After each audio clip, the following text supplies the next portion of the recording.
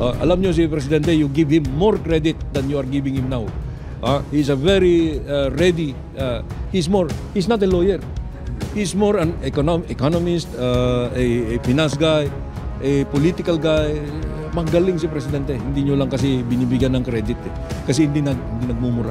Pagdating sa mga ganon, in-explica nila kung bakit ito ay isang paraan na mas makakatulong sa ating mga kababayan. Ito naman ay ating pinakinggan at pinagbigyan rin.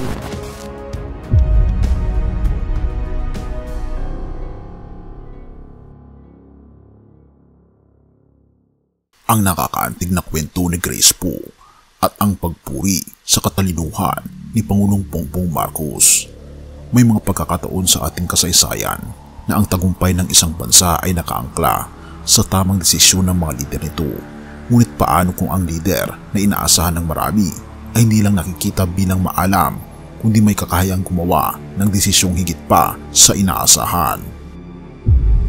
Ganito ang naganap kamakailan sa pagpapasa ng 2025 General Appropriations Act o GAA. Ngunit sandali, paano nga ba nauwi sa papuri ni Senator Grace Poe para kay Pangulong Ferdinand Marcos Jr.? Ang kwento ay tila masyadong maganda para paniwalaan, ngunit bawat detalye ay nagkukwento ng katalinuhan sa paggawa ng desisyon.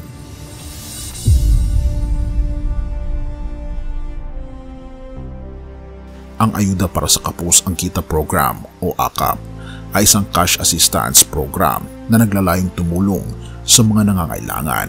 Isinulong ito ng House of Representatives sa ilalim ng pamumuno ni Speaker Martin Romualdez. Ngunit marami ang nagtatanong, hindi ba't delikado ang ganitong kalaking pondo sa maling paggamit? Hindi kaya ito mauwi lamang sa pag-aaksaya? Ito ang naging tanong ng marami. Ngunit dito nagsimula ang twist ng istorya. Ang conditional implementation na tila maiwagang diskarte. Sa halip na tahasang tanggihan ang pondo o ipasa ito ng walang kondisyon, nagbigay ng isang matalinong hakbang si Pangulong Bongbong Marcos, ang conditional implementation ng AKAP. Hindi niya tinanggihan ang programa, ngunit nilagyan niya ito ng safeguards upang masigurong ang 26 billion pesos ay mapupunta lamang sa tamang kamay. Narinig niyo na ba ang ganitong estilo? Isang balansing desisyon na may parehong malasakit sa kapwa at pangangalaga sa kaban ng bayan. Ngunit hindi dyan nagtatapos ang kwento.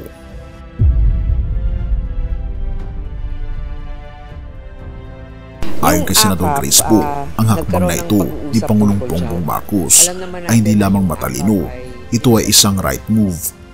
Bilang chairperson ng Senate Finance Committee, sinabi niyang walang masasabing questionable sa ganitong klaseng desisyon. Bakit? Dahil ito ang klase ng liderato na hindi lang tumutugon sa kasalukuyang problema, ngunit iniisip din ang pangmatagalang epekto ng mga pulisiya. Ngunit may tanong pa rin, paano nagiging makabuluhan ang salitang ito ni Grace Poe?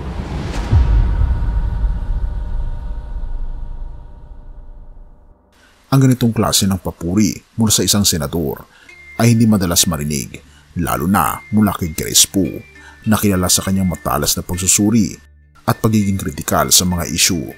Ngunit ang kanyang pagkilala kay PBBM ay nagsasabi ng isang bagay. May tiwala siya sa direksyon ng liderato ng administrasyong ito. Samantalang marami ang nagsasabing puri-puri lang ito. Ang katotohanan ay malinaw, hindi basta-basta nagbibigay ng papuri si Senator Grace Poe, at kung siya mismo ay nagsasabing ito ay tamang hakbang, aba, masasabing may kredibilidad ito. Kaya't ang tanong, bakit nga ba tila bilib na bilib si Grace Poe kay Pangulong Bongbong Marcos? Ang sagot ay simple ngunit malalim, dahil sa tamang timpla ng malasakit, katalinuhan at strategic na pamumuno na ipinapakita niya. Sa bawat patak ng tinta ng kasaysayan, may mga lider na nag-iiwan ng marka, at sa pagkakataong ito, tila natamaan ni Pangulong Bongbong Marcos ang tamang nota. Ngunit ang tunay na tanong, ito ba ang simula ng mas maraming matatalinong desisyon para sa bansa o isang kwento lang na magtatapos ng maaga? Bago mo sagutin, isipin mo ito. Kung si Senator Grace Poe na hindi madaling mapabilib ay nagsasabing ito ay right move, hindi ba't nararapat lamang bigyan ng pagkakataon ang administrasyong ito? Kawikaan 21 verse 5. Ang mga plano ng masikap ay nagdadala ng kasaganaan, ngunit ang bawat padalos-dalos na kilos ay humahantong sa kahirapan. Ang tamang pagplano at pagsusuri ay mahalaga sa anumang desisyon, lalo na sa pamahalaan. Ang hakbang na ginagawa ni Pangulong Bongbong Marcos Jr. sa conditional implementation ng AKAP ay nagpapakita ng isang lider na nag-iisip ng maingat upang masigurong maayos at makatarungan ang paggamit ng pondo. Tulad ng sinasabi sa kawikaan, ang masikap at maingat na pagpaplano ay nagdadala ng kasaganaan, hindi lamang sa isang individual, kundi para sa kabuuan ng bayan. Ang pagkilala ni Senador Grace Poe sa tamang diskarte ni Pangulong Bongbong Marcos Jr. ay nagiging patunay na ang masusing pagsusuri at matalinong pamumuno ay tunay na nagbibigay ng magandang bunga para sa lahat. Purihin ang ating Panginoong Diyos at tayo manalangin. Ama naming Diyos na makapangyarihan sa lahat, na siyang umiibig sa buong sangkatauhan, kami po ay nagpapasalamat sa iyong patuloy na paggabay sa aming mga lider, lalo na sa mga desisyong may malaking epekto sa aming bayan. Salamat sa katalinuhan at maingat na pagpapasya na ipinapakita ng aming Pangulo sa pag-implementa ng ayuda sa Kapos ang Kita program. Naway patuloy po siyang gabayan kasama ang lahat ng aming mga lingkod bayan upang maisakatuparan ang kanilang mga tungkulin ng may katapatan at pag-ibig sa bayan, na kayo po ang nagbibigay ng tunay na liderato. O aming Panginoong Diyos, inihiling namin ang iyong pagpapala para sa mga nanonood at nakikinig ng content na ito. Buksan niyo po ang kanilang puso at isipan upang mas maunawaan namin ang kahalagahan ng masusing pagpaplano at responsableng liderato.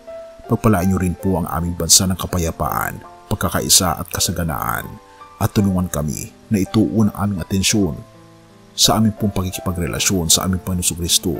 Nawa po ay mas makilala po namin siya at lubusang tanggapin siya sa aming puso bilang aming personal na tagapagligtas mula ngayon at magpakailanman. Pinupuri po namin kayo at pinapasalamatan sa pagdinig ng aming mga panalangin o aming Panginoon Diyos, at patnubayan po kami at patawarin po kami sa lahat ng aming pagkukulang at pagkakasala, sapagkat ito ang isang hiling sa matamis na pangalan ng aming Panginoon Jesus. Amen.